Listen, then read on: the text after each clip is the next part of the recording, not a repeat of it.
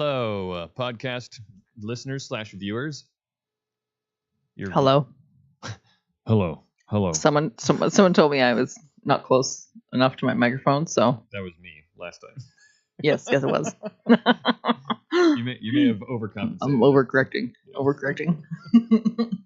How Hey, is everybody. It's a live show, live podcasting. It's a live show. Yeah. Who we got here? Barry. Barry's already helped me win a bet about wine, so thank you, Barry. Awesome. That is Barry's on top of things. Yeah. September's Helping here. you out. Great. Hi, September. We've got a fun show lined up. I got a question, Maura. Shoot. It's about, I put it at the top of the notes about Canadian Close. politeness. So let me ask you a question. So I was listening to the Smartless podcast. I don't know if you know it, but I think I've heard of it, but I don't know that I've one of the listened to it before. One of the three hosts is Will Arnett, who's a fellow Canadian. Yes, I have heard of it. Yeah. And he was describing Canadian, like a cultural thing in Canada, which I wasn't aware of. He was, and I wondered if you have the same experience. He was saying that there's this tendency for people to like not let anybody get too high on themselves, like not let like that you're gonna like you're not better than everybody else, like we're all, if you get a little bit too big in your britches, fellow Canadians are quick to reset you on that. Is that true? Is that in your experience? That's true. Yes. Is that not an American thing? Like, if people are like bragging about themselves, do you not be like, we might roll okay, you're not so special, buddy. Hold your horses. No, I think there's a lot more like celebrating people's individualism and especially doing it yourself. But the way he was describing it was like, because it's such a thing, you're quick to, as an individual, you're quick to like check yourself as well. Like, okay, I'm not better than everybody else here. I'm just a person making, my way in life, and I'm no better than anybody else. Is that like, you think that's generally your experience as a Canadian? That's a Canadian thing? Oh, that's so hard to say because I can't contrast it. So Will Arnett, he's lived in the States, I'm sure, for a portion of his life, so he can probably compare it, and I really can't. But I definitely value that. That is a value of mine, not to get too uppity about what I can do. Yeah. And I strongly dislike when people are really like self-aggrandizing. So you think that maybe that's a Canadian, like you've just internalized that thought and not really like like analyzed it or anything. That's just a feeling you generally have. Yeah, totally. And I think, I don't know. That's very hard to say. Is it a personal thing or is it a Canadian thing? It's definitely a thing. Yeah, and I would say that people here, there are definitely people here who feel the same way. I feel the same way, but maybe not in the same way. But I think the idea is just that, like, there's probably a spectrum, right? Like, it's not like a fully only Canadian thing and nobody else, but maybe it's just more. There's sort of a more. There's a generally a more egalitarian culture in Canada, I think, than the U.S. also. Do you think so? Yes. Oh yeah. Like I said, we kind of celebrate people's, like, we're kind of a country that's founded in this idea of individualism and making our way and pulling ourselves up and making our success, like it's a focus on us, right? Like as an individual. Being like, if we're to put a positive spin on that, because then you say like you're trying to make something of yourself, and it's Sure.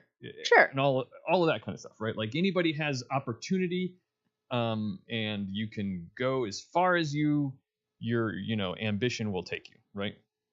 But Yeah, but everybody knows that's not really true, though, right? Like sure, I mean, and maybe everybody knows it's a lie. But I don't know that everybody really does yet know that it's a lie, because I would say that even in my childhood, we all thought that was the truth. I really think it's in the past 10 years that we're starting to like be disabused of that notion here in the US. Oh, okay. On a large scale. Like certainly people knew that, but I think widely and culturally here in the US we're just now starting to realize, oh wait, no, okay. It's there really is this whole thing actually a pyramid scheme? Yeah. Right. Why are there only 100 billionaires? He told Will Arnett told a joke. He said that was like I don't know if you've heard this joke or not before. He said it's about the lobster fisherman. It's a lobster fisherman joke.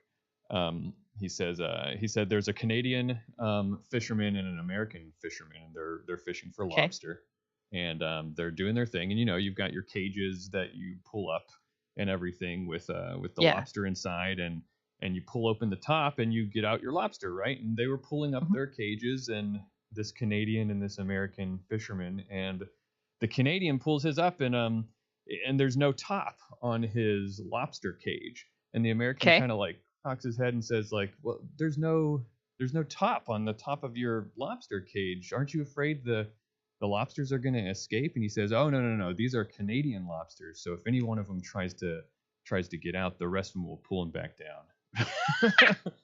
That sounds like a diss on Canadians, though. But is what that sounds like. I thought that was a pretty funny joke. That's very funny. That is very funny. Yeah. I think, I can't say if it's more or less Canadian. I can say I do embody that. Yeah. And if you are going around bragging a lot, you will be nobody's going to be like, oh, cool, that guy is great at things. Yeah. They're going to be like, that guy's a jerk. So, yeah, I'd love to hear your thoughts, Barry, as a fellow Canadian, if this resonates with you, because I'm not sure. I just thought this was kind of a whole, I don't know, a false modesty thing in Western culture in general. That we just all are trying to look good while not bragging, but I think you kind of like try to get your accomplishments noticed where you can, but I don't know. I think that's probably generally true about a lot of cultures, right? But to what extent do you have systems, whether it be cultural systems or just plain, like systematic systems? That was very redundant, but you know what I mean, like government systems or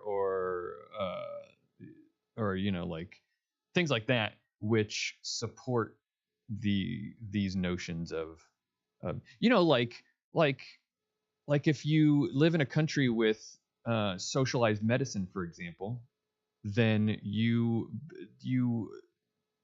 are in a country and a culture that values everyone else equally, right? Like, or that's true. I guess I do assume, right? I assume that the burden of healthcare should rest collectively rather than on the sickest people, right? But that's having, there's many Americans who also believe that. So that's having grown up in this space. But anyway, that's Barry's response. Canadians definitely seem nicer and less narcissistic, although I try to avoid those people in the US, so I probably live in a bit of a bubble. That's the other thing too. You kind of build around the people that you have. I think definitely the average rate of narcissism is probably the same in Canada and US, but maybe Canadians are better at hiding it. Canadian narcissists are better at hiding that. It's just less celebrated. I don't know. Yeah. Je ne sais pas. I just asked Google if egalitarianism is more of a Canadian or an American value. Okay. And it said that Canada, it's more of a Canadian value. Okay. And because it's a culture, Canadian culture and policy emphasize collective responsibility, social justice, and mutual respect. Which and so American culture tends to place a higher value on individualism, self-reliance, and individual liberty. So right. There. Yes. Yeah. I think that our cultures are definitely cousins. You know what I mean? Like there's a lot of similarities, but the differences do stand out in contrast. I think it's partly too like we have a little bit more of an open immigration policy, and that tends to bring in new ways of thinking that are less individualistic, because a lot of immigrants to Canada are from collectivist cultures, and so you end up with sort of this migration towards a more collective frame of thought. That's an interesting thought I hadn't really considered. Also, I've been watching, not that I want to get on too much of a tangent down a different direction here in the pre-show, but I've been watching the Revolutionary War Ken Burns documentary series. Yes, you've been telling me. Yeah, I mentioned it, I know. And one thing that shocked me about this is in watching it was how much and I feel stupid saying this because when I say it out loud, I'm like, of course, Bobby, you're so naive. But how much the founding fathers of our country, George Washington, even Thomas Jefferson, everybody, they professed these like very like idealistic values that we had about liberty and freedom and all that kind of stuff, but really what it was the freedom to make more money and literally exploit Native Americans. Yeah. like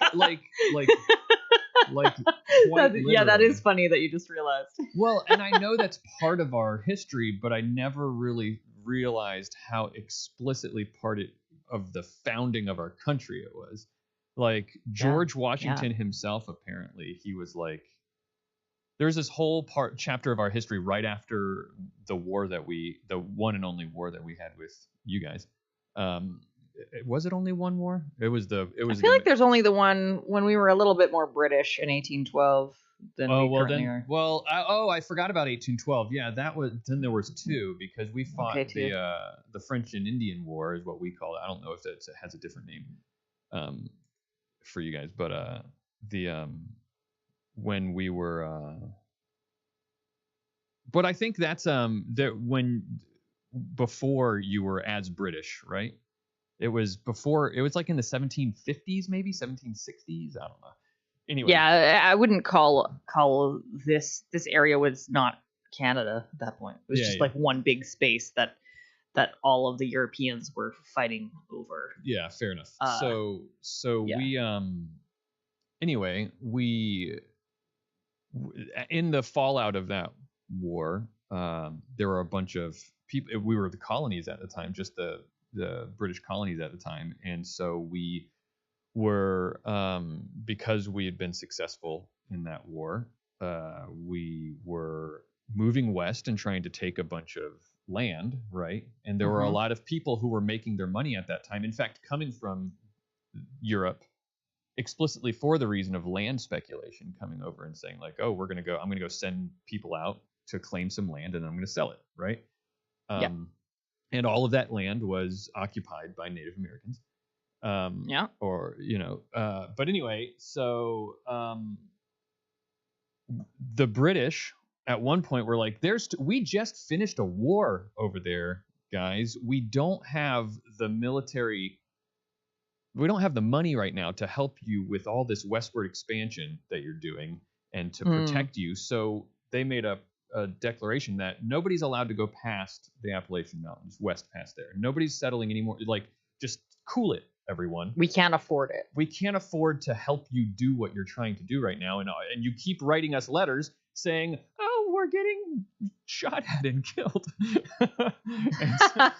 It turns out there's some people here already, and they're not really happy that we want to kill them. So they said, then stop. Then maybe stop. And so that's what they said. And I love this version of this retelling of this. Yeah, they were like, then maybe you should stop, because that's hard, and we can't help you right now because we just fought a war for you. And so anyway, many of the people who went on to found our country, like I said, George Washington, Thomas Jefferson, all these people that are famous, they were the people who were doing that. And they were like literally George Washington heard that proclamation. He said, I'm just not going to stop. And he just went and did it anyway. He was like, no, I'm making too much money. Like literally he was writing letters saying, no, I'm making too much money taking this land, and I'm just going to keep doing it. And that was the motivation for a lot of why we started having conversations with each other saying, look, these British are telling us we can't make money over here, and we don't like that. Well, it's also like a lot of the systems that were created as foundational to the democracy that they formed came from the Haudenosaunee people, the indigenous people who they were already dealing with, and they were like, that was kind of how they were operating at that point. And so like tons of their basis for that came from those people as well. And so they were already, the thing about Europeans coming to North America is we had no idea what to do with the land. There was no, it was a completely different place, different animals, different plants, different everything. And so they only survived because of partnerships with indigenous people. And so there was also treaties of trade and all that stuff that was, all of that was based on. So there's this other narrative where like, look at what we invented with our grit and our independence and our amazing brains, these founding fathers. But really, like, there was a lot of information going in many ways, right? They were getting information from different things. So it is a fascinating time in history. It's cool that you're. How many are there that you're watching? Oh, there's 6 episodes, but they're each at least 2 hours long. So. I see. Yeah, so it's a lot of stuff. Fascinating. I'm almost through it, but it is a really. I guess I'm a little biased as a U.S. citizen, but it is a really fascinating war because it's kind of was like, I mean, it was a global war by the end of it. Like it was in some ways like the First World War, because really, it's just probably not the French first. got involved. There are plenty of other wars that took place over large swaths of the globe, but it was when the French got involved that it became so global. And the one of the funny things is the French were really not all that into helping us as much as we like to think they were. Like the stories that we tell in our history were like, they came and they wanted to support the cause of freedom and help blah blah blah. They kind of were like half-heartedly like, okay, we'll help. There were so many like early battles. Pretty French. Yeah, right. There are so many early battles. We will have to, I guess. Yeah. Sorry, that's my general European accent. There were so many early battles and early campaigns that they fought in the revolution that they started losing, and they were just like, we're just gonna stop. I don't care that much. Yeah, they were like expanding westward. Okay, this isn't going well. We're like literally there was a part like just into a campaign they started losing some of the naval battles, and the admiral of the Navy at the time just took the French Navy and just was like, we're gonna go to the Caribbean instead. I hear it's nice this time of year. It's time for a vacation. Yeah, he just left. I guess if in the Caribbean, French people in the Caribbean isn't necessarily a vacation though in the 1700s. Well, right. So the reason more colonizing is happening. And I guess that's the point that I was making, and the point that the documentary was making was that this is a global war. Like there were French interests and British people to fight in the Caribbean as well, and they were not in it necessarily to bring the Americans the freedom they wanted. They were in it because they hated the British. But then now the Americans go all over the world spreading freedom. Yeah, right. Well, because we love freedom so much. Yeah, you just love it so much. You just want all of these oil-producing countries to have it. It just makes sense. All right. We've gotten real political. I know, man. This pre-show. We don't usually do that. We're spicy today.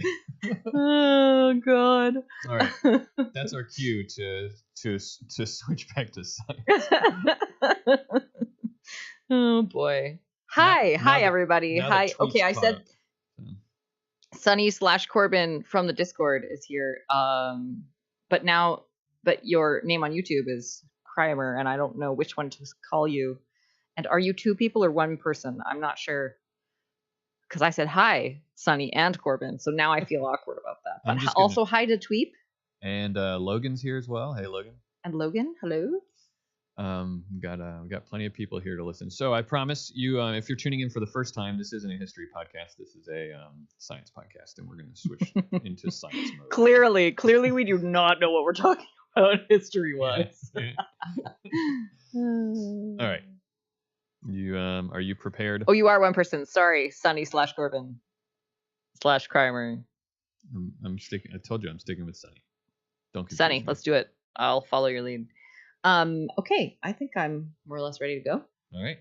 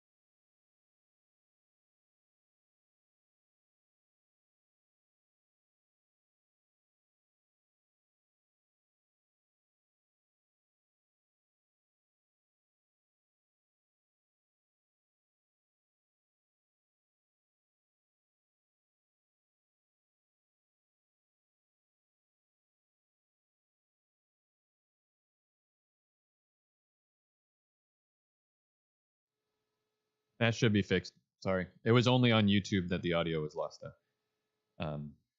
Perfect. I accidentally pressed a button. That's all. I'll just start my answer again then if that's no problem. My answer to how my holiday was. Yeah, I'll lead you in, okay? Secret discussion. Yeah.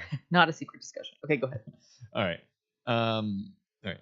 And I'm Bobby Frankenberger, and we are two huge fans of science here to get you caught up on what's going on in the world of science and just generally geek out about science stuff and more. I have to ask you the obligatory first episode of the year question, which is, how was your holiday? Oh, man, it was great. I had a big family, started off with a big family party Christmas Eve, as we always do. And then I'm always jealous about your family Christmases. I want to join one year. I would love to have you there. I'm so glad that was your response, because I just invited myself to Christmas at your house. So yes, of course. There's always a few stragglers, like people who maybe don't have a thing, or we invite lots of people. This year we sort of got a little fractal because it was like the in-laws of the in-laws were there. Oh wow, yeah. Like it got a little big. We had 18 people in the house. Holy cow. And my sister, this was such a good idea. She came the day before, set up in my den pushed all the Lego to the side and set up her piano and put up like twinkle lights and cozy blankets, and we had like a sing-along room. I assume you mean like an electric keyboard. Yeah, she didn't like set up her baby grand. Not like baby grand, yeah, no. But anyway, she brought her keyboard, and she had a bunch of songs picked out that she'd kind of gotten, like she'd practice, and then and we just sang for like an hour and a half. That's great. And it was awesome. It was a traditional meal this year. Mm-hmm. When you say traditional, what do you mean? Turkey, gravy, stuffing. Right. Yeah. Okay. The works. Nice. So the thing is, Christmas is it kind of tapers off because we have a couple family members that stay for Christmas Day and a couple of other days, and then it's just us four. So I was a little nervous. You know how that, like, when you and your kids, like, how's this gonna go? But they did great. It was minimal fighting, not zero fighting, but minimal fighting. Sure. And we did some skiing and some swimming, and it just felt like a really fun staycation. How was your holiday?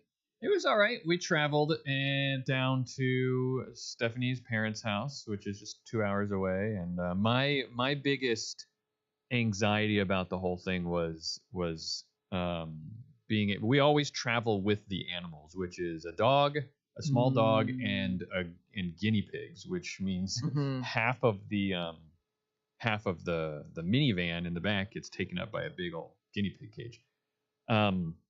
So I was worried about fitting all the gifts we had to bring down there for not just our kids, but each other and all the rest of the family. Right. And then you get tons of stuff while you're there. The kids do anyway. And then having to haul all that back, I was legitimately concerned that we weren't going to have enough room. But I think I've just been scarred by the memory of when the kids were younger. And it occurred to me, Stephanie reminded me this time, she said, when your kids are younger, the gifts are the things that they have, the toys, they're bigger. Oh my gosh, it's bananas. Yeah, they're just physically larger, so it's harder to fit things in. But now they're getting older and everything is just smaller, so we were able to fit it all in, and that made things a lot nicer. And my son got $100 worth of Robux as part of his Christmas gifts, right? And it fits, more as holding up. I can hold it, right? Yeah, it's like exactly. So you're 100% right, because now that he's 9, like, just less stuff, and you don't have to bring like all the things that keep babies alive. Yeah, no pack and plays, no, chairs, like, and all these kinds of things. Yeah, no kidding. You're right. Mm-hmm, no bottles and diapers and. Oh gosh. Yeah, exactly. I don't miss diaper bags. It's fantastic when you get to that point in parenthood when you can travel and just know it's okay. Whenever we get there, whatever we need will be at a, already, like the things that we need are the things that everybody has. Exactly. Yeah. And most of the time you can borrow or buy if needed. Yeah, exactly. But that is like, I feel like there's a very, when you become a father, there's a very strong tendency to take pride in your ability to pack a van. Oh, and if you fail at that, you feel like you've failed as a father. Now, I've never been a father, but do I have an accurate I think view you're of right. The situation? There is a lot of thought and anxiety that goes into figuring it. I call it the holiday Tetris game. I literally tell Stephanie, okay, I'll be back. Once everybody's ready to go, I want everybody ready 20 minutes ahead of time so that I can play the Tetris in the van, and then you guys just sit tight and I'll let you know when it's done. Scott's like, how will all this fit? How is all this? I'm like, I don't know. We just push it, shove it. I don't know. And I usually figure it out. Yeah. But he's like, no, we have to, and then over here, and then he's got like a diagram out. So yes, it is definitely a source of anxiety, I feel, for many male parents, but maybe some mothers feel it too. I'm not sure. Yeah, I'm sure. Whoever's responsible for packing up the car is understands. I'm always like, it'll be fun. yeah. Stephanie's kind of the same way, which is fine. Like, if I have to leave something behind. Yeah, I'm glad to take that burden off of her shoulders. But there you go. Love it. We're recording this episode live, so we have plenty of people here hanging out with us. People like, well, you know what? I'm not going to name names this time because we have a lot of people. And I don't want anybody to feel left out. We'll definitely forget one of you fine folks. So welcome. It's great to see you all. You also can listen to live shows. We'll announce our next one with our next episode. So if you missed it this time, hopefully you can see us in February. Yeah. And kids are off of school here, and we're doing it in the middle of the day. So hopefully that's probably why more people are hanging out with us, and we love it. So thank you guys for joining us. We have definitely a beginning of the year sort of themed episode. For sure. Kind of by accident. All of our themes are by accident, but kind of on purpose. Like it's obvious, the theme. Well, it was really funny because it was supposed to be my week to do the feature, and then I opened up the document and Bobby had already started doing procrastination, ironically. Yeah.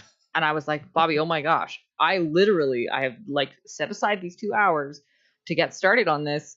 I'm planning to get my feature started, and I was also gonna do procrastination, and like completely unrelated. And you had even posted in the Discord about it. But even before that, I was thinking about, you were saying, oh, I keep procrastinating, and I was like, oh, that's funny because that's what I want to do my feature on Friday. So you were already, the train had left the station for your procrastination feature. So Bobby's doing the feature about procrastination, and I just sort of leaned into it. So let's do it. Let's get it started. Without further ado, let's get it started. I'm gonna mark here. Ooh, we got an expert in the chat. Logan knows lots about the science of procrastination. The science or practice of procrastination? That is a fair question. Yeah. Knowing Logan, I'm thinking science. Does that make you nervous to have somebody who's also looked at? I shouldn't have mentioned it. Oh yeah, because Logan's a professional coach. He probably does deal with procrastination a lot. Yeah, Logan. Yeah, I'm not nervous. Good for you. He said with a high-pitched voice. He said, I'm not nervous. I'm not nervous. I'm fine. We got some good history recommendations in the chat as well. Oh, really? The book People's History of the United States, double recommended by Logan in September. Thank you. What was it? The podcast book of the history. Called What? Oh, Howard Zinn's People's History of the United States. Oh, okay. Recommended by Logan, seconded by September, and apparently it's a graphic novel version, which is nice if you need to lighten your mental load. And recommended by Sunny, founded a podcast about the founding of the U.S. from the perspective of Boston. Cool. Oh, that's cool. Oh yeah, I mean Boston was like the start of the revolution. Yeah, they were making tea in the river. Yeah, we were just making tea in the river. What? Oh. And then, hey guys. Then everybody had a problem with it. I was like, well, jeez. Well, that's not how you make tea. You can't tell us how to make tea. We're going to war. Oh my goodness, so good. All right, you ready? I saw a really great. I am, but I want to tell you one other thing. A really great tweet. Somebody said, "Oh, I just saw a bumper sticker that said "Make tea, not war," and boy, are those people in for a ride when they learn literally anything about the history of tea." That's like, that's a very good point. Yeah. Okay. All right. Let's do it. Bobby, this episode comes out on January 4th, and so the people attached to the ears listening to this episode have probably already made some New Year's resolutions, at least 44% of them. At least 40. Is that how many people make New Year's resolutions? Yes, according to this paper I'm going to talk about, in the United States, 44% of people are likely or highly likely to make a New Year's resolution. I would have thought it would be higher, honestly. Yeah? Yeah. Just because that's the thing to do, right? But it kind of is. Yeah. maybe do you do it? when was the paper written, by the way? 2020. Oh, okay. Early or late? Do you think it was like mid? It came out mid, so it would like the research happened in 2019. Maybe people when they were, I don't know. Well, the research would have been done before the world Pre-COVID taught everybody not to plan ahead. So I don't know. No, you were about to ask me if I do New Year's resolutions. I'm sure we've talked about it before. I try not to. I mean, I'll call them New Year's resolutions, but really I just try to set goals for myself for the year. But I don't think that's quite the same as what people. I think it kind of is the same, but it's not what people are thinking of when you're resolving to do a thing. But really, I'm just saying, like, I'm gonna try to, write more or something. I don't know. There may be the same thing. It's not like it's not as defined as like, here is my resolution for this coming year. It's like I'm hoping that in 2026 it's the year that I blank. Yeah, right. Yeah. I want to make more space for that. Right. So yeah, I think you could call that a New Year's resolution. I think if it falls within the calendar year, then that makes sense. Yeah. The thing about New Year's resolution is that there actually isn't a lot of science done on them. That's surprising. I actually was a little bit surprised too. I guess it is the kind of thing it'd be hard to get funding for specifically. That's true. Because motivation. What's it matter? Like that's what everybody is trying to fund something. What's the deliverable here? Exactly. There's plenty on motivation. There's plenty on being able to set goals, and because that is like part of a corporate psychology thing too. Organizational psychology. Organizational, yeah. But there's a sprinkling of papers out there, and the one that I want to talk about today was conducted by researchers at Stockholm University in 2020. Okay. And what they found was that the way you frame your goal has a significant impact on whether or not you'll be successful. Oh, this is good to know. This is what my coach would tell me, I'm sure. So. Yes. So that was one piece they found. And the other piece was that the level of support you get for this goal also matters. Oh, interesting. Level of support. I've not heard. Okay. Do tell me. Yes. Okay. So I'll start with the support and then we'll talk about the framing of the goals. They had 166 participants. Mm-hmm. Okay. And they split the participants into 3 groups. Group 1 had no support from the study at all. They got brief general information about New Year's resolutions. Okay. And then they reported it mid-year and end of year. Yeah, okay. No guidance, no follow-up support. Group 2, same basic information plus extra info about the benefits of social support. So like if you have a buddy who's doing the resolution with you, you're more likely to succeed and that kind of thing. So no actual support, but talking about how support would be useful.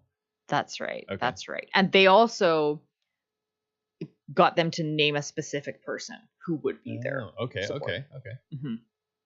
Mm-hmm. They completed self-report measures monthly, and every month got an email with information about coping with hurdles that get in the way of your goal. Okay, so small amounts of support. Yeah. Mm-hmm. Group 3 got that all of the same things as group 2 plus additional guidance on goal formulation using SMART criteria, specific, measurable, attainable, realistic, time bound. That's the SMART acronym SMART, for a goal. S-M-A-R-T, yeah. Yes. They helped them set interim goals. They formulated approach-oriented goals instead of avoidance-oriented goals. So they reframed how they were setting the goals themselves. Okay. They got multiple targeted emails with information and exercises about motivation, thoughts, setbacks, relapse, all those things, in addition to all their monthly follow-ups and support. So 3 levels of support. And what they found is that the most successful group was group number 2. Really?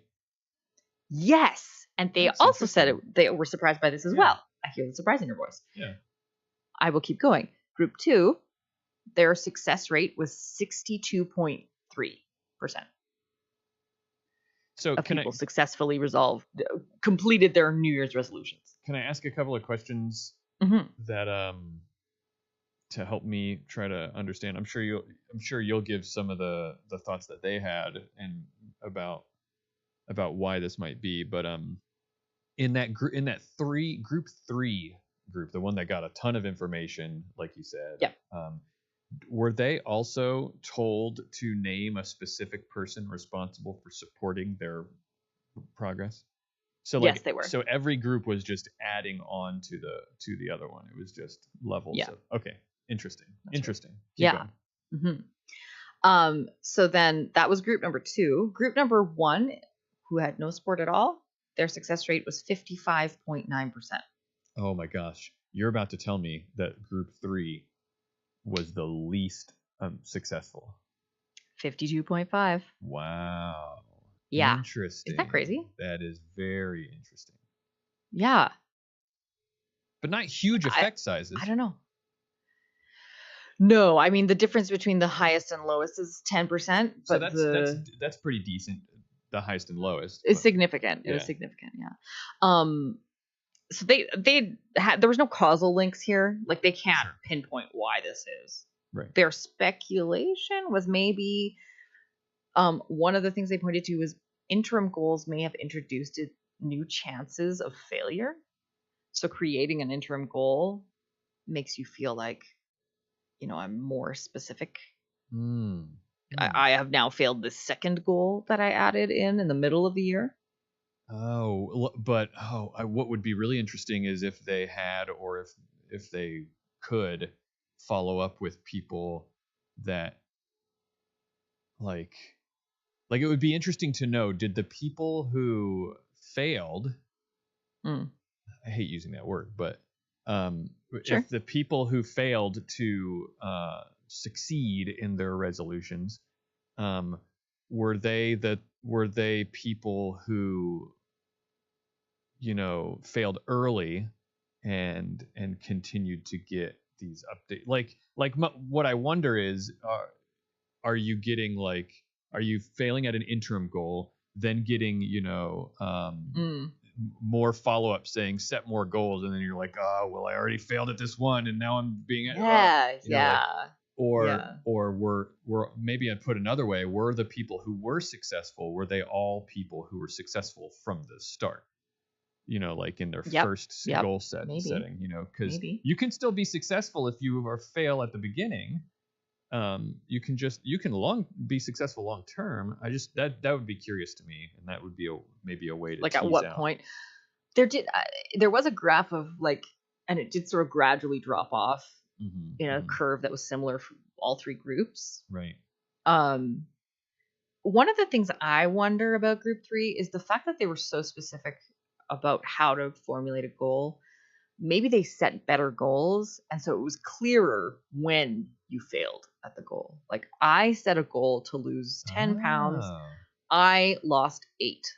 Whereas for the other group, they were like, well, I said I wanted to lose weight and I lost 8 pounds. Interesting thought. That is. So I wonder if there's that too.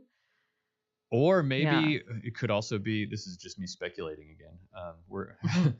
Maybe in group 3, you give them all these tools and everything, but maybe that makes everything look really hard. That's the other thing. Just too much. Like you start to ignore it, and then you're like, I can't do this. This is too much. Right. So all speculation. I have no idea, and the authors also said we have no clear causal link here, but that's the data that they got. So that approach maybe is not the best, or maybe it's just highlighting that very narrow specificity of those goals. So that was one of their findings. The other was that goal types matter. How you frame this goal matters. Okay. So there's 2 ways that they classified these goal types: approach-oriented and avoidance-oriented. And I did mention this briefly with group 3. They taught them how to do this. So an approach-oriented goal is, because these are usually health-related, it would be like exercise regularly or eat healthier. That's an approach. Sure. You're trying to change how you interact with exercise and eating. Right. So goals like that, people will be more engaged. They have a more proactive mindset. Like they're thinking about how am I going to plan my week so that it is healthier. Right. And what's interesting about this type of goal is it's associated with better affect and higher self-efficacy. So what that means is affect is like you're feeling towards the goal. Yeah. Yeah. It feels better to say, I like the idea that I will eat healthier and I feel like I can do that. Sure. Okay. That's the and self-efficacy you feel better about part. yourself. Yeah. Pardon? That's the self-efficacy part, feeling like you can do it. Yeah. Exactly.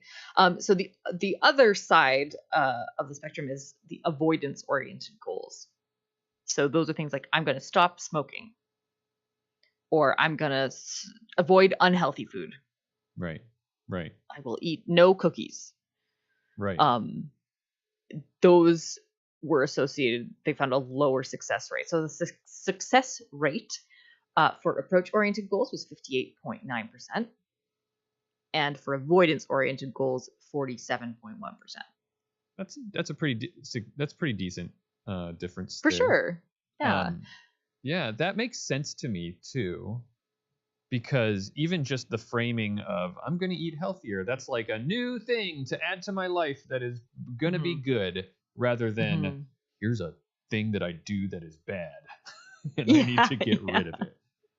I wonder though how you frame quitting smoking in a positive way. That's the thing. I'm gonna breathe more healthily this year.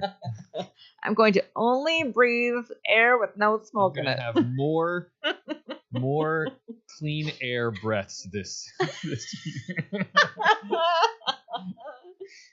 It is interesting to note an avoidance-oriented goal. If you mess it up once, you quote unquote fail as well. True. Oh, good so point. That's the other. I wonder if the data got shifted a little there, based on that. Like success always comes in degrees. Yeah, sure. Right. It's gonna be whatever you're looking at. If you stop smoking for a couple weeks and then you start back up, and then you stop for a couple months and you start back up, like. Or maybe you're like in the midst of a 2-week smoking cessation at the end of this particular year. Now you're like, I did it. And then you start again the second week of January. Like it's hard to say for sure what success will actually look like. But interesting. It's an interesting paper to kind of rethink what do I really need? Is support the most important thing? Or is there a certain level of support that I can manage with sort of that medium level of support and I'll be okay? How do I frame this? And also like the fact that maybe sometimes the goal itself changed whether or not you could identify success or failure. Yeah. I think that's important to note, because it's okay if you eat somewhat healthier as a result of your resolution. Right. Is better than you said I will eat no cookies and you accidentally ate a cookie in February. Not a big deal. There's a zero-sum thing to the eating also that I think a lot of people don't consider. Like because a lot of times I set goals like that for myself, where I'm like, I'm gonna try to eat fewer, peanut butter and jelly sandwiches for lunch. Because I love peanut butter and jelly sandwiches, but they're not the greatest for you, right? They're okay. But I could instead say that I'm going to eat more salads for lunch. That's and if I do that, there's fewer space in my body for unhealthy things, right? It's true. That is actually so true. Yeah. You eat the healthy thing first.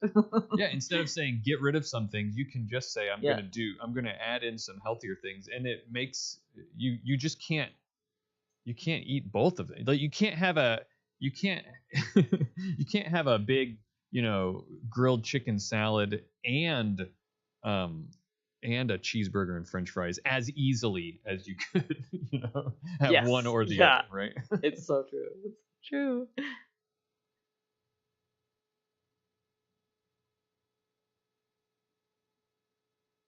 Logan said, I have so many thoughts and ideas about this. I'm not going to type any of them in chat.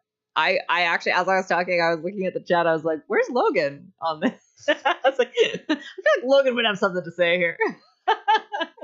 But that's totally legit. You're not working.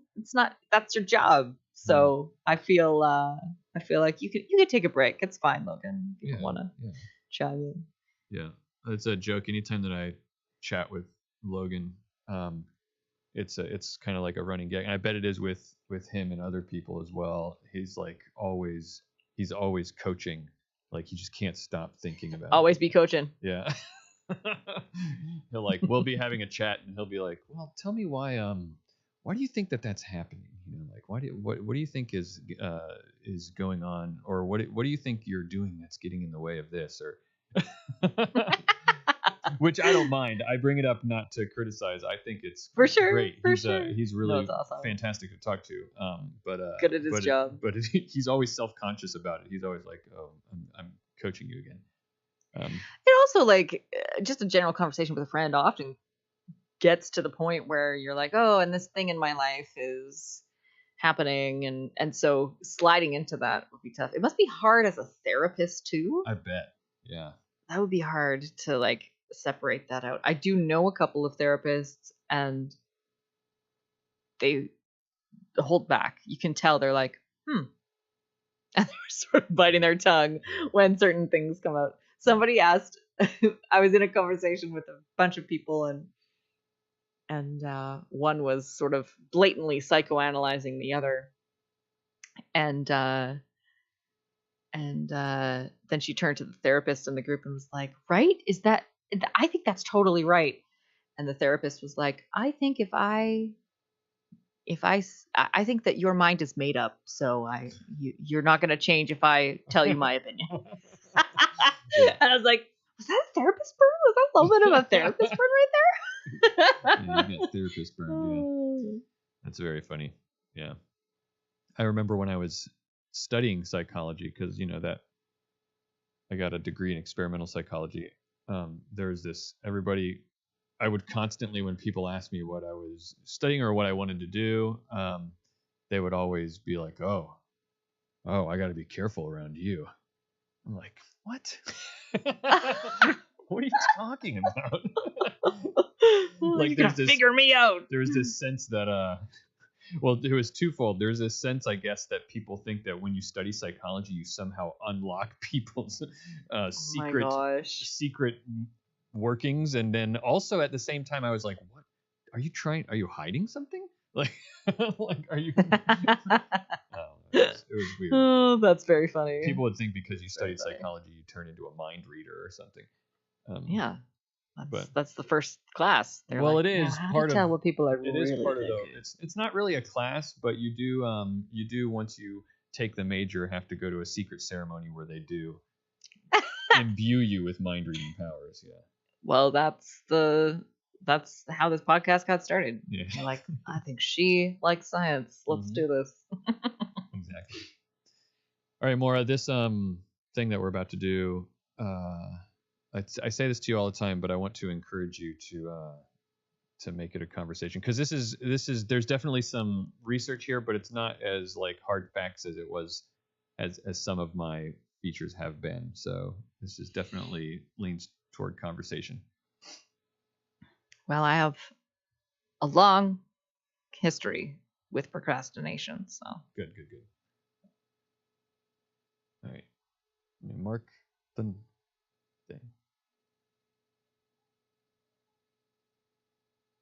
More, as we already said, we're talking about procrastination today, which is it's a little bit of a different take on a New Year. A lot of times it's like, oh, New Year's podcast, let's talk about the science of New Year's resolutions, which is what you did. But you took a little bit of new research on it. But I decided, you know what really is getting me right now, and this is less about the new year and more about having 2 weeks off of, school life. and and everything, I was doing a lot of procrastinating. But before we get too deep into it, let me ask you, what do you think is the, like, if you had to define what procrastination is, not like, well, maybe both what it is and what the problem is, like what it is cognitively. Sure. How would you describe it? Yeah, I mean, I would, as simple as possible, putting off something that you need to do. Yeah. Okay. Yeah. Like you need to do it in order to, have dinner or get to work or complete something you're being paid for. That's the basic idea definition I would use. In terms of why, like what causes it, or maybe more personally, like you, let's just ask you, why do you procrastinate, and how do you procrastinate? I am kind of a recovered procrastinator. I used to be extremely bad with it. And I think that the reason I got better at it is because I had children. Oh, is that I'm less of a procrastinator because I had to be. Yeah. Otherwise, my whole life completely falls apart. And so, to me, I think the context is the biggest thing.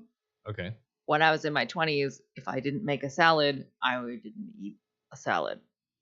Yeah. And it was just me. Okay. Yeah. Now, if I don't make a salad, I don't eat all week because I don't have time to make a salad any day other than Sunday. And so then what do I get for lunch? Whatever I can grab. A carb-loaded bun of some type. Like it's not. Right. So I had to. It sort of forced me to restructure. That's I think probably the biggest thing. And I think that if I went back, I think I probably would slide pretty easily into a procrastination mindset. Yeah. Okay. If I did not have humans that relied on me to survive. Well, having a strong motivator, right? It kind of can help you with that, and we'll talk a little bit about that, because a lot of the problem of procrastination is a tug of war between, at least the way it's described in one of the articles I read. A lot of this, by the way, was inspired by an article I read in a conversation by Annemieka Apergis Shute is her name.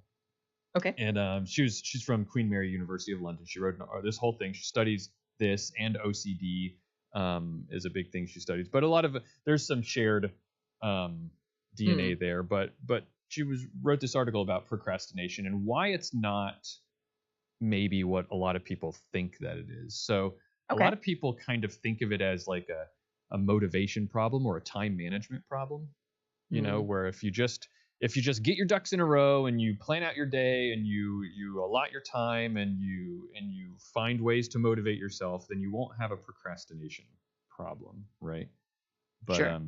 But she says that that's not really what the problem really is, and the way she describes it is that it's more of a cognitive flexibility or an emotion regulation problem. Okay. So one of the things that she talks about is how when she asks people, like, you do a lot of research with university students, and also I think that's great, university students probably procrastinate quite a bit. But she says when she asks people why they're procrastinating, they often say things like I don't know where to start, or I get anxious and so then I don't start. But nobody ever says like, well, I procrastinate because I just don't care about the thing, right? Like, and so usually when you're procrastinating doing something that you probably do care about doing. It's something that needs to be done. You care about the success of that task. You're just not doing it, right? You're finding other ways to use your time. And so why that is in a lot of ways an emotion regulation problem is the way she describes it. And it's rooted in cognitive flexibility. Okay. So cognitive flexibility is this idea that it's your ability to your brain's ability to update expectations. when things in your environment or things around you, circumstances change and stuff like that. Uh-huh. And then to make changes to your behavior or plan behavior based on those updated expectations, based on the new information. That's cognitive flexibility in the way that she describes it, right? Okay. Everyone exists on some sort of spectrum of cognitive flexibility. Sure. It's kind of a necessary thing for learning. You have to take in new, so everybody has this capability because you have to take in new information and update the way you respond to the world. Your brain is predicting what's going to happen. It's going to take in new information, and then it will update those predictions, and then it's in a loop. That's a loop. It's just constant. You're repeating that all the time, right? So sometimes to a small scale, sometimes to a larger scale, like professionally in your work, maybe in a very large scale, you're doing this kind of thing, and you're adapting and updating and predicting all the time. But also on a small scale, you're doing that as well, with it can be very small. It can be as small as making yourself a cup of coffee, like it's just, this is how you interact with the world. Right. But let me ask you, I'm going to ask you a question about that will sort of illustrate the spectrum of cognitive flexibility. And I want to ask you how you would respond to this situation. So imagine that you're waiting for a bus. All right. Been there? Yeah, there you go. Not hard to imagine. You're waiting for a bus and you find out that the bus is going to be late. Okay. Are you the type of person who is more likely to keep waiting for the bus, or are you the type of person who will quickly get out your phone and look for an Uber or a Lyft or something, like some alternative way to get to where you're going? I was inhabiting my junior high self waiting for a bus, so not a school bus, okay.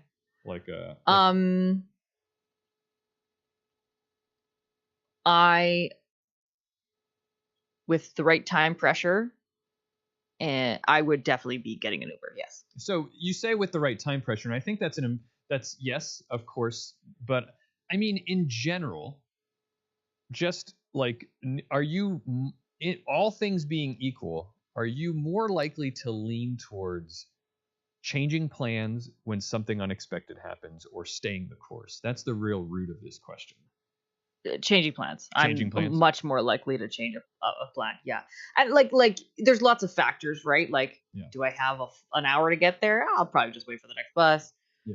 Am I going to an interview? Definitely an Uber. There's so depending on the situation, most of the time I'll adapt. I'll go with the flow. Yeah. So you may be on that spectrum someone who has higher levels of cognitive flexibility. It's easy for you to take in a situation, new information comes in, and you update your predictions about how things are going to go, and you change your behavior based on those new predictions, and you move on, right? Yes. Whereas I am definitely not.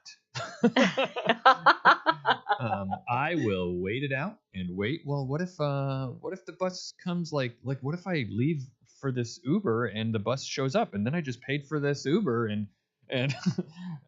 or what if if I just wait a little bit, I can be patient. It's probably not that big of a deal. It'll be fine. I've already laid out the plans. We know what's going to happen. That kind of that's the things that go through my head. I always characterized myself as just being a more chill person in general, but I don't think that that's necessarily what it is, especially after reading everything that was in this article. It spoke to me quite a bit, because the idea was interesting.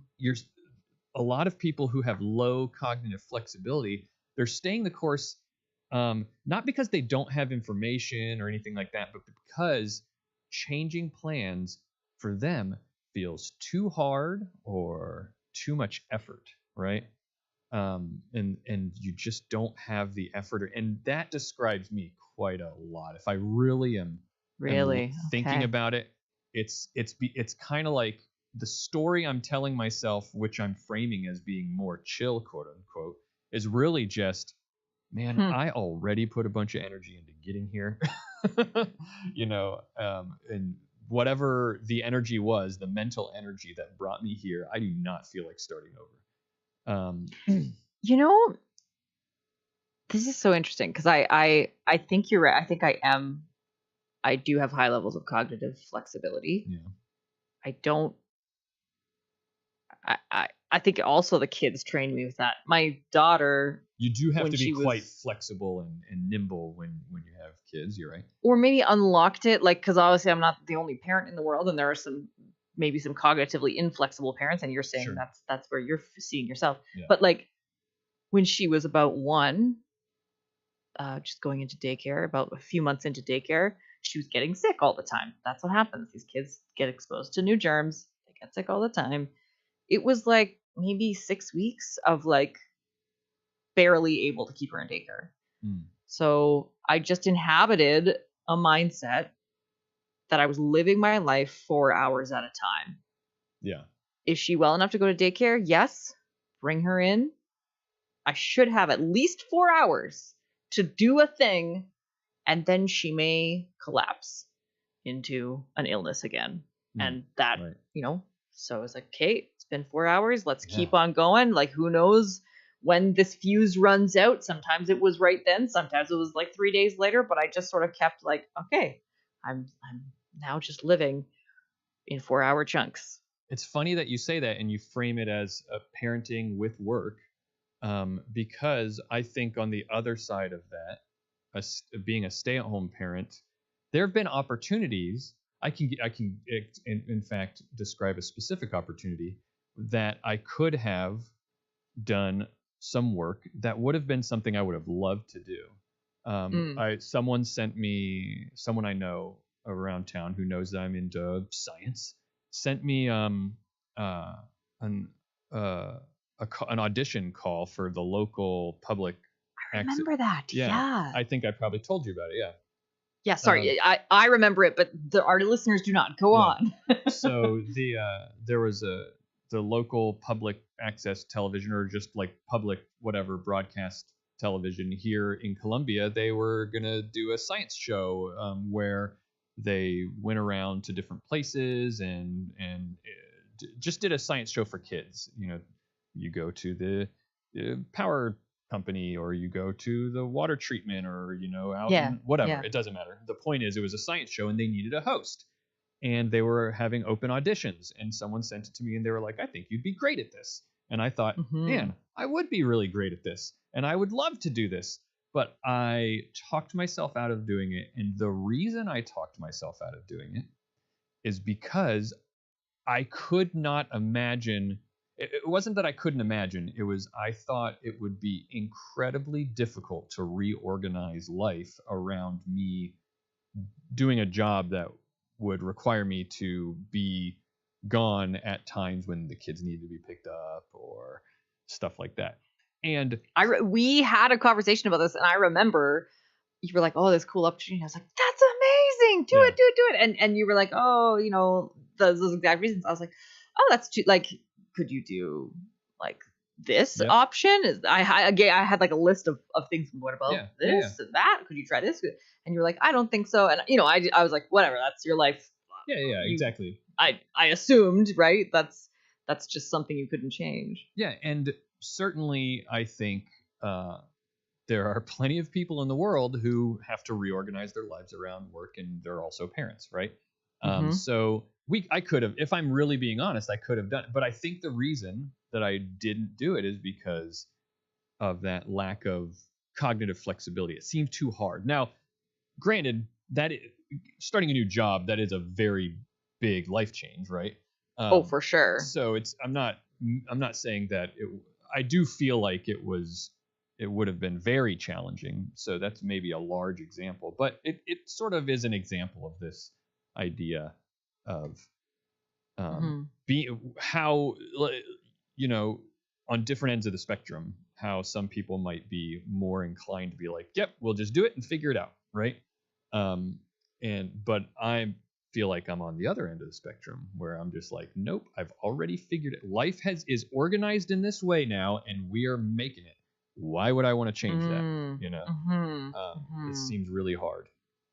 Anyway, the problem, or not the problem, but people who are on this, like, I'm going to stay the course kind of lower cognitive flexibility mentality, they the way it's described is it's a slowdown or a difficulty in that update part of that cognitive flexibility loop, right? You have the Okay. information and you're probably just not really as easily updating the plans, and with that information you're not using it and updating it as quickly as maybe some other people, or as easily as some other people are able to do it. Yeah. Try not to frame it Yeah.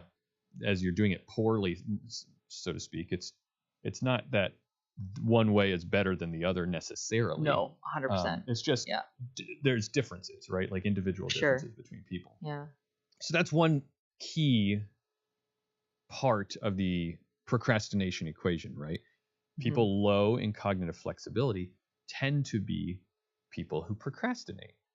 And the reason being, as we've already described, it's difficult for them to update with new information and start new things. Now, it's not the whole problem, all right? It's not the whole thing. There's more to it. And the other part of it is that there's this system in our brains that she describes in this article of procrastination being an issue with. Remember, I said it was emotion regulation. Yeah. Well, we have a tug of war between two systems in our brain. There's a threat system and a reward system. All right. The threat system activates when you have a task that feels really, really hard or takes a lot of work. That will bring in thoughts of like, what if I fail at this? Or what if this doesn't turn out how I wanted it to? Or what if this is more difficult? That's a threat, right? It activates that part of our brain. Now there's the reward system, which activates by all sorts of things, that are rewarding. Yes. I think we're very familiar with that concept, that things that are rewarding, you get a dopamine hit and it activates, right? Chatting with friends, scrolling on Instagram, watching YouTube, or importantly, especially with procrastination, even starting a task. There's a lot of research that shows that whenever we just simply start something, anything, there's a dopamine hit associated with that. Yep, that's for sure. Right? Right. And so probably a lot of people have experienced this, where you might just have not really want to do something, but you get up and actually start doing it, and it feels like good to have started it. Yeah, and you're like, why did I wait so long? Right.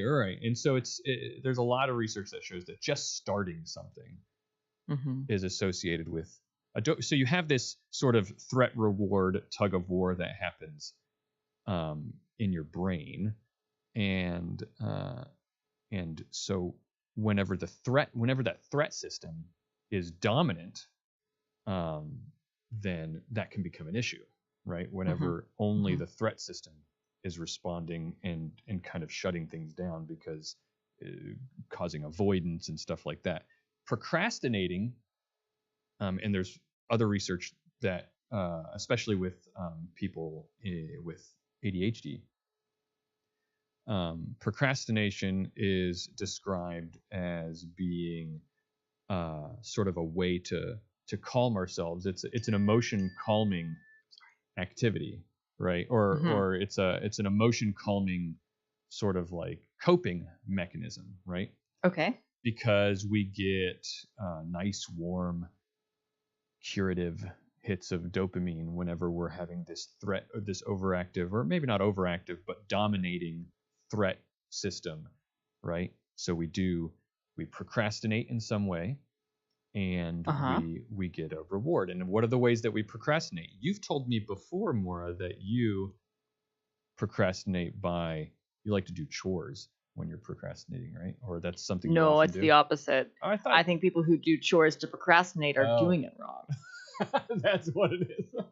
Yeah, I don't But a lot of understand. People are like, people I do that. procrastinated and I cleaned my whole kitchen. I'm like, what are you? No, you didn't. You did another thing that you have to do instead of the thing you more immediately have to do. Real procrastination is when you binge a show or play a video game. That's real procrastination, people. And fight me, because it drives me crazy. Maura is a procrastinating gatekeeper right now. She's gatekeeping procrastination right now. No, and I get it. Like it sometimes you get focused on the wrong thing. Right. That is a thing I've done, but I would not call it procrastination. I would call it distraction. Well, strictly speaking, from your definition, also, I'm gonna hold your feet to the fire here. You defined procrastinating as avoiding something that you need to get done. Fair enough. Fair enough. But yeah, like if you're procrastinating by doing another unpleasant thing, I feel like you've mastered you found a way to divert procrastination into something useful, which good for you. I never have been able to do that. When I procrastinate, it's with my feet literally up in the air. I haven't been able to do it either, and I thought that you were someone, but I think that you're reminding me this is the conversation we had, because I was probably talking about my wife Stephanie, who absolutely procrastinates by doing chores. And fair. And this whole threat reward and cognitive flexibility, but also like getting a dopamine hit by starting something, all of these things come together to describe why people do that. Because it's really hard for me to change modes and do the thing that I want to do. Why don't I do something I absolutely know how to do? Doesn't require much thinking. The planning part of that loop is very easy, because this is an activity I'm familiar with and don't have to update my expectations. They're very clearly laid out. I can start this activity that might be a short chore to do, and then I by just simply starting it, I get that distraction, that positive feeling that helps sort of like soothe the threat of this task that I have to do. And then even more, it's a chore, so you've done something that probably needed to be done, so then that feels good even more. And so that is kind of a really terrible feedback loop. But I mean, terrible, quote unquote, right? But you know, terrible. Yeah, maybe that's the wrong word. A very self-perpetuating loop. It definitely is. I can see why we start to ignore. But the thing is, I don't feel myself connecting with it necessarily because I don't seek out other tasks to procrastinate most of the time. Yeah. I really do ignore them. Like I'm like, nope. And then I do something I like doing. Right. I find other sources of dopamine. Well, I'm 100% the same way. If you if you get on in the morning and see my Steam profile thing shows me playing a video game, and then you look again later in the day and it's still doing it, and then later in the day and I'm doing it again, chances are there's something big looming in my life. Because I play way more video games, I think, when I have things I need to get done. Yes. Oh my gosh, 100%. And I crave them. This used to always happen at exam time. I'd just be like, oh, I just want to watch movies. Like I want to sit and do nothing. When I was in school. That was always how I felt about it. And so that is what's been happening to me these past 2 weeks that the kids have been off. There are two things that I need to do. First was to do this feature, right? Which is why I just decided to funnel this procrastination energy into learning about procrastinating, because I hadn't decided what I was going to do yet. And then the other thing is I still need to clean out the garage because it's a nightmare in there. And I keep saying like, oh, this is it. 2 weeks, kids. I don't have to get up early. I don't have to leave in the middle of the day, wait in line at school. I'm going to do it. Still haven't started with that. But there are solutions. Okay, with all this information that we've got about it, there are solutions that she proposes as ways that we can take this knowledge and make changes that will make it easier for us to overcome those urges to procrastinate. Okay, would you like to hear the actual like self-help part of? I want the solutions. Yes, please. Yes, please. The key is in the starting. You've probably heard that before. There's a lot of people talk about how sometimes and this is really the most important thing, is just you've got to start. Yeah. You've got to figure, because again, how do you get that dopamine hit, right?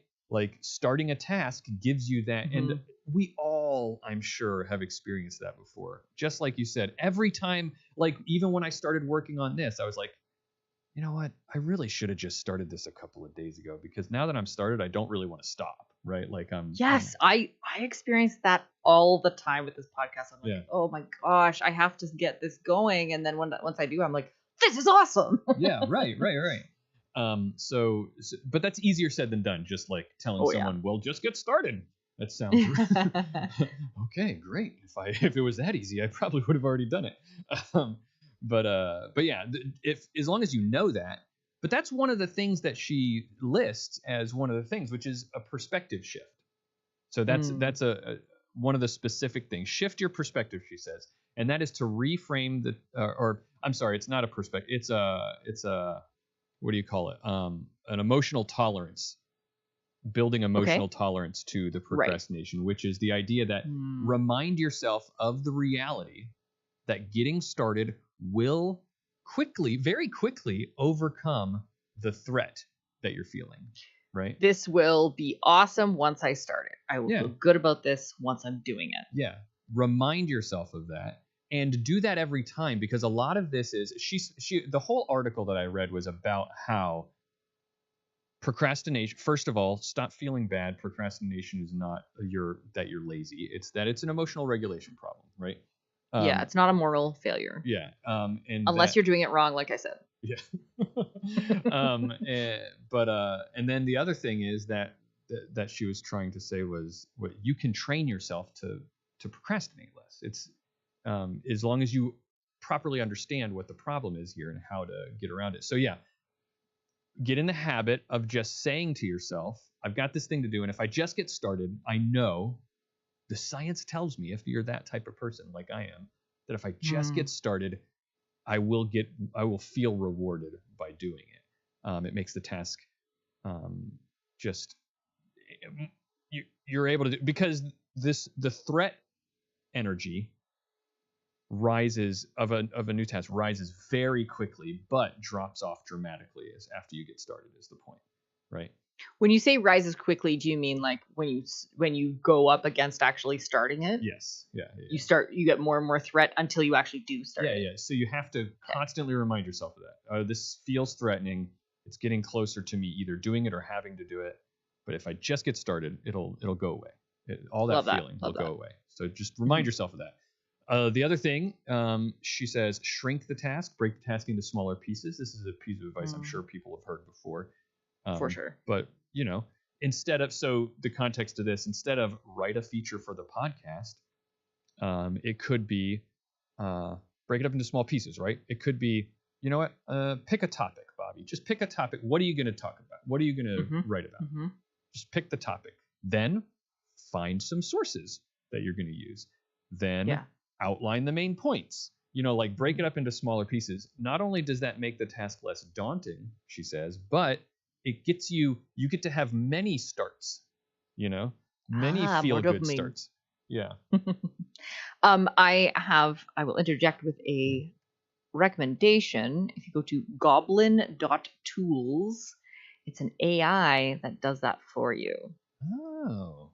So if you go to that website, it has many features, but one of them is, if you wrote in, write a feature for a podcast, it would give you, pick a topic, find some sources, make an outline. It would give you all those things. Interesting. And you can break it down by, they call it spiciness, like how minute do you want the breakdown to be? Interesting. So if you want it to be kind of broader, like give me 5 tasks to do this, or you want to be very hyper specific, you can make it more or less. So if the act of shrinking the task is also too hard, there's a tool for that. Nice. I like that. That's great. Another thing to do to make this procrastination problem a little bit less of a problem, she says, use what she called micro shifts, which are tiny initiation actions. They're actions that don't get you started per se, but they get you moving and builds momentum to get things done. An example, again, with this would be, okay, open up the document. set out some Yep. notes on your desk, Love that. set up my iPad and the coffee pot next to my iPad, Mhm. like all the things that you put in place, right? And it sort of like builds a momentum toward what you're going to do, right?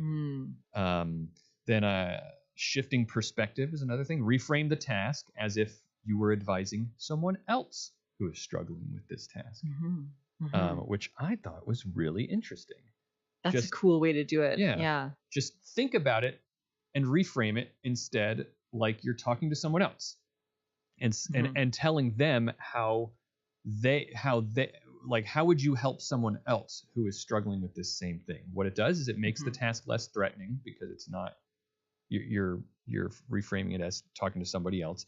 Also, it shifts your perspective into sort of a creative, problem-solving, alternative ways of thinking mode, right? Because have you ever had that situation before where, the old saying that those who can't do teach, right? I think that applies kind of in this way. Like if you're advising someone else, I always find that I'm able to come up with great ideas for how to overcome a problem that I probably would have never thought if I was faced with that problem, right? And things maybe you knew but had never fully articulated. Right. Yeah. And then the last one she says is make the rewards immediate, which I do all the time. This is one of my go-tos, which is to pair a task with something you enjoy doing, or to like take the micro shrinking tasks and couple them with lots of rewards, and that is so you could pair it with something enjoyable like just listening to music or a podcast, if you're able to do that. It's hard for me to write notes for this show while I'm listening to a podcast, but that wouldn't work. But something that you don't normally do. I know you could even you could even make it better by exclusively pairing something enjoyable with the task you don't want to do. Like you only do that thing while you're doing the thing you're trying to avoid. I used to do this when I was trying to get used to running on the treadmill. I would pick a show to stream that I would only allow myself to watch if I was on the treadmill. Oh, nice. Stuff like that. Yeah. I do this. This is another thing that I do with parenting is I call them anchors. Like if I need to do something unpleasant, like get my kids going into the car, like that, it's always unpleasant to get your kids from the house to the car. It's never a fun thing. But I have my can of bubbly is my reward that anchors me. I've got that. This is mine. I am enjoying it. It is here for me, and I will have it when the job is done. Like I always do put those into my day if I have a full day with the kids. So yeah. Well, great, good. So the takeaway points that I'll leave everybody with is, and this is really honestly the big one that I want to take away from this, which is, and I said it already, that procrastinating like you said, is not a moral failing. It doesn't mean you're a lazy person, right? It literally means that your brain is struggling to shift into a different state. And that's a thing that's not as much about willpower as it is about how we cope with discomfort and uncertainty in life and all that kind of stuff, right? So these are things that we can train ourselves as long as we know. You probably thought you could train yourself out of procrastinating, but if you think it's a willpower problem, then you're going to be training the wrong thing, right? So that's the one thing I definitely want people to take away is that this isn't about willpower. It's about activation energy and getting started and understanding where you are on that spectrum of cognitive flexibility and just knowing how to overcome those kinds of things. So take little steps to move forward and I'm gonna try to do the same thing.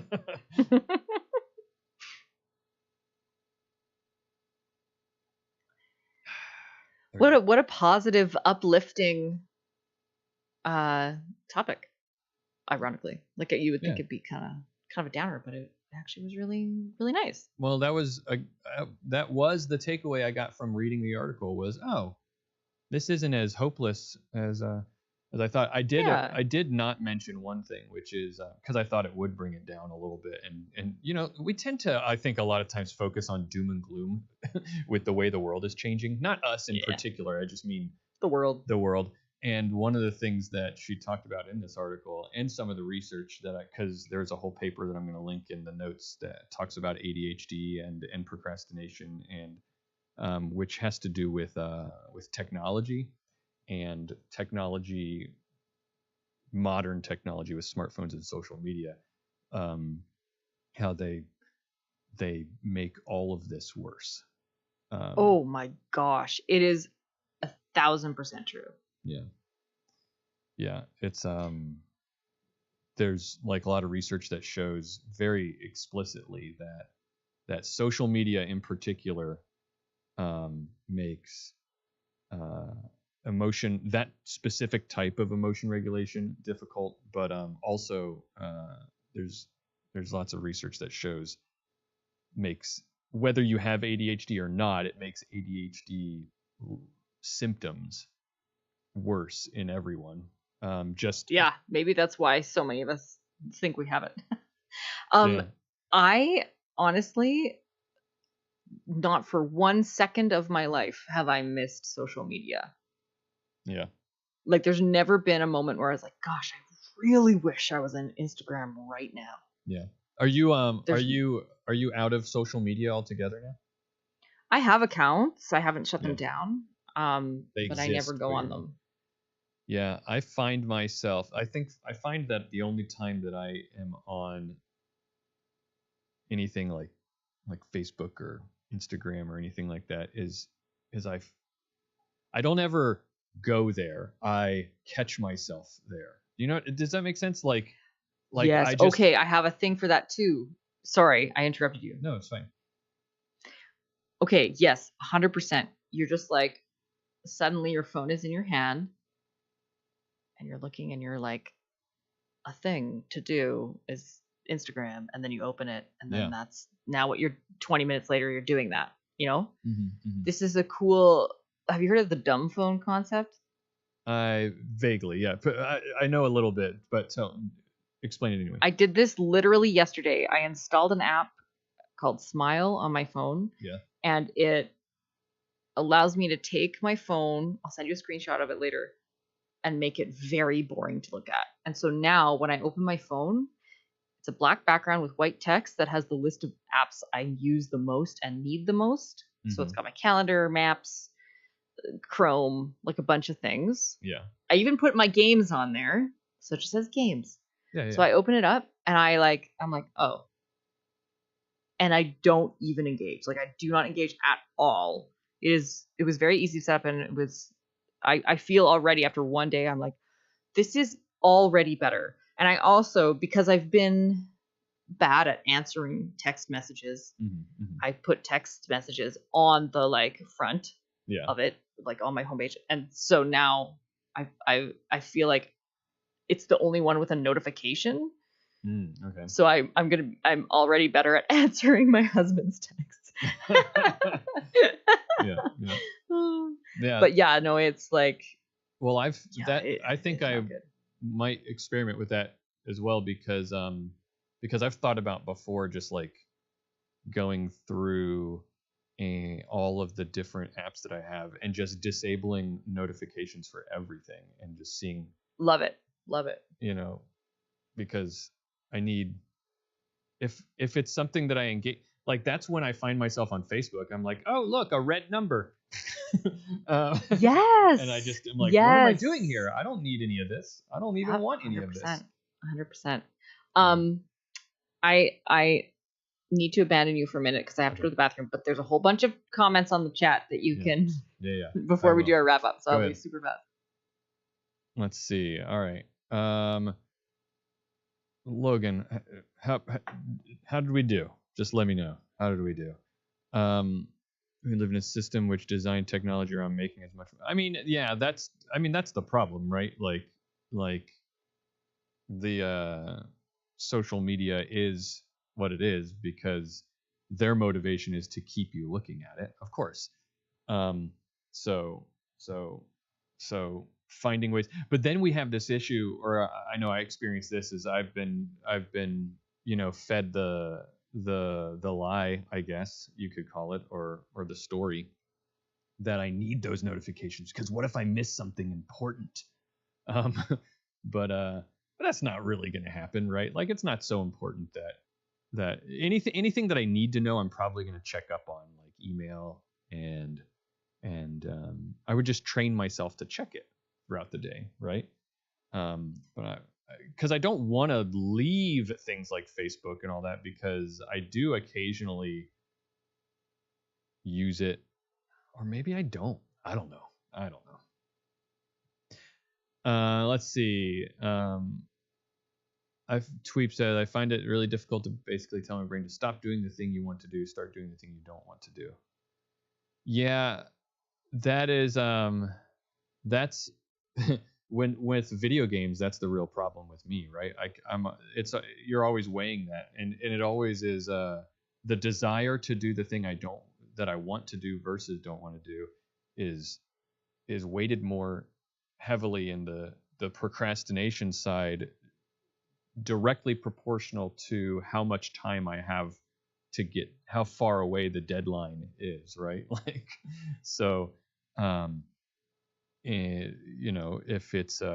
if I don't have to have the feature done for the podcast for 5 days, well, that's not very threatening. I can get this. I can wait until the 2 days before, one day before. I could wait till the day of and really get it done if I needed to. But but yeah, I'm trying to. For a while, I did this thing, and I just need to get back to it, right? Which is, I did this thing where I didn't, every day, the first half of the day was only for work or chore related things. And so that worked really, really well for a while. I just need to get back to doing it. I was just explaining more of that. And I remember telling you about this, that I had a period where I set aside the first half before lunch every day was only work and chore related stuff, right? Nice. And I didn't play any video games or do anything recreational for the first half of the day. And that helped a lot. But it still requires a lot of discipline and habit forming and getting into that routine. Yeah. One of the tips I've seen out there is to make it the easiest option. Like if you have to clean the kitchen when you get home in the morning, that you have everything set up and ready to go. So you just have to like slide the gloves on and start going. Yeah. Or like, working out, you have your shoes beside your bed, or like it's making it very, very simple for yourself gives it that like lowers the hurdle. Yeah. But yeah, that is a good way to think about it for sure. Are you ready to close this thing? Yeah, I have a couple thoughts. All right. And you go ahead. Bobby, I think you were being too hard on yourself for not cleaning out the garage. Okay. Because this last week, it's a vacation. I mean, that's true. You're on vacation. And I say that because you're not in a normal state of mind. You're not in a normal world. I think I even wrote this as a response on the Discord, that you were in the January 27 1st of 1926. There's no time between Christmas and New Year's. You don't have to do anything. It's okay. Yeah. Yeah. I think. Go ahead. I was just gonna say, I think that maybe that is one of the problems, is that I always am like, I'm going to do this big giant job that needs to be done over over a break in like a vacation or something like that. And maybe you're right. Maybe that's just the wrong way to think about it, because you want to have your break. You want to have your vacation. Yeah, right? Rest hard. Rest all the way. Just chill. Yeah. Maybe it's I think the reason I tell myself this story that I need to do it then is because it's like cleaning out the garage. I don't want to it feels bad to be halfway done, and so there would be a long time, many more days of it not being finished. But maybe that's still okay. Maybe I just need to do it because, I don't know. Or maybe like you need to like kick your family out for a day so you can do it. Well, sometimes I just need my that's the other excuse. Go away and then I can get stuff done. That's the other excuse for not waiting until a break, right? Like everybody's already gone during the day anyway. So maybe that's just a better time to do it, period. I don't know. Yeah. I also think that if you have sort of some in-between time and you feel like you need to be a little bit productive, or you want to get something done, right? You just have that urge. I want to come out in defense of puttering. Yeah, puttering. What's puttering? Just be in a place and do things that you see in front of you that need to be done or you want to be done. Just like you wipe the counter and then you're like, oh, this is organized weird, and you reorganize your drawer, and then you go and sometimes just doing things with no real purpose is okay, and you can discover something new and different that you never noticed before. It's kind of a satisfying experience and a bit of a luxury, actually. I feel like I have to be very, very specific and goal directed in almost everything I do. And so when I get a chance to just be in a space for an hour and kind of just follow my nose and do whatever looks like it needs doing, that probably something that isn't too high in cognition demand, and it's kind of nice to get an organized drawer out of that. Yeah. So in defense of puttering, I say go for it. Go putter. It's fine. All right. I'm going to do that then. And I have your permission. So you do. All of you do. All right. Well, that is going. We're not going to procrastinate on ending this podcast any longer. That's going to be it for the end of this episode of All Around Science. Thank you for listening. If you've got questions or feedback, you can email us at contact@allaroundscience.com. We're on socials at All Around Sci or All Around Science. My name's Bobby. I'm Maura. And we'll see you next week for some more science stuff. You know what I realized is I said this comes out on the 4th, but it comes out on the 5th. Oh. So I'm going to have to re-say my intro sequence. Perfectly fine. All right, here, go ahead and do it now. Okay. Hey everyone, it's January 5th, 2026, and you're listening to All Around Science. My name's Maura Armstrong. Yeah, you can't leave that lying there because I said it like a question. Okay, I'm Ron Burgundy. What did we do today? We did New Year's resolutions.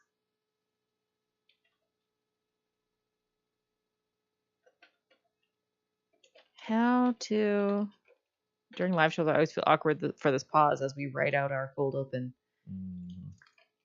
Chances of succeeding this year's. This is gonna feel like a little rise and grind podcast. That's one of my favorite phrases of the last couple of years, by the way. I love it. Rise and grind. Let's go. A poster on the wall that says grit. That's all it says. It's white font, black background. Yeah.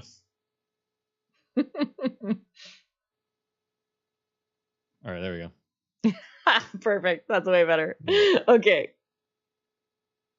On today's episode, how to increase your chances of succeeding at this year's resolution. And we talk about procrastination, or I don't know, maybe we'll do something else.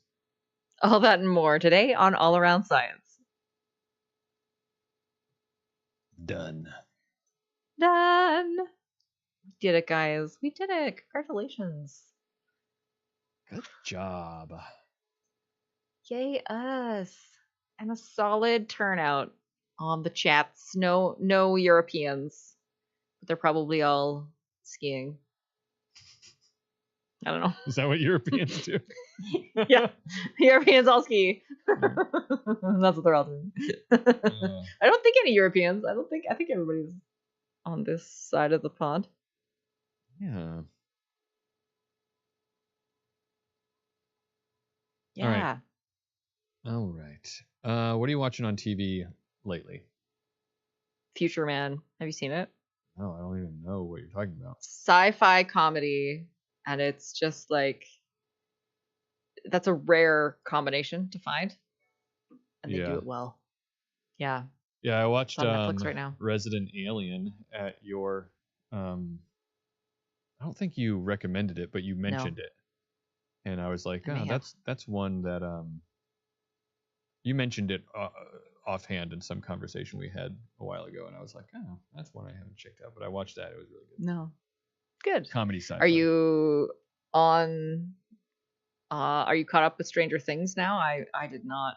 No, I haven't started the last season here. I think I'm going to I want to rewatch everything, which is a daunting task, but I want to do it, and the way I'm going to make myself do it is I think I'm going to watch it with Zoe, my almost 13-year-old. Oh, I really want to watch it with my kid. He's not ready yet. Yeah. It's too scary. There's a lot of shows that I want to watch with my children that they're not quite ready for, like not some of them, not that there's too inappropriate or anything, but that they just wouldn't get. Like a lot of comedy, I think it's like you're not quite there yet. Yes, yeah. Like you need to develop that sense of humor a little bit more. But I have been thinking about watching Saturday Night Live with Zoe. That'd be fine. I was watching it when I was her age. Reruns on Comedy Central. That's fun. Yeah. I never engaged much with SNL. I've just seen the sketches that everybody knows about. Yeah. I used to love it when I was younger. I don't watch it much now, but I used to like it a lot then. It really is there's a lot of strong people on it that are really like a lot of really great actors start there, so it's cool to see. Finished Pluribus, Logan says. Yeah, I watched Pluribus. You know Pluribus? I've heard of it. It was awesome. I have heard over and over. Everyone likes it a lot. Yeah, it's definitely one of those you need to watch this kind of shows. And that's all I'll say, because it really is like from the get-go. No one else I've heard nothing about the show. That's really all you should know going into it. It's one of those shows. That's so funny. It's like a conspiracy of silence. Yeah, it's one of those, like, even from the opening sequence, you're being surprised almost. And okay. It's really good. It's all right. Very good television. And I have a lot to say about it if you ever watch it. So. Okay, well, I guess I have to now. This is the tipping point. You're seeing it live because I have heard it from a few people, and now. Yeah. Even Barry saying going cold. So, yeah. Okay. You don't want to know. It's I also appreciate that you're avoiding giving the algorithm what it wants there, Barry. Spelling it with a 1, or is that how it's actually spelled? With a 1, Okay. I thought Barry was I thought that was an active resistance. No, it's spelled that way. It's do you know Rhea Seehorn at all, the actress? Did you ever watch Breaking Bad? She wasn't in Breaking Bad. Briefly. But she was That's helpful. Yeah. Did you ever watch All My Children? She wasn't in that, but just curious. That's right, Joe. Have you seen Young Sheldon? Yeah.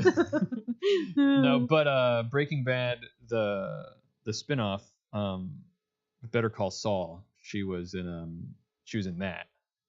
She was one of the main characters in that. Okay. And also the director and showrunner, what's his name? I'm bad with names right now. Anyway, the guy who did Better Call Saul and Breaking Bad also did. Got it. It did Flores. Okay. Vince Gilligan. Here you go. Well, we're gonna leave now. Thanks, Barry. Because we have stuff to do now that we ran out of things to talk about. Yeah. So. Thanks everyone for coming. It was so great to have you all. Yeah. We'll see you next time. We'll let you know as soon as we know when the next one is. Cheerio.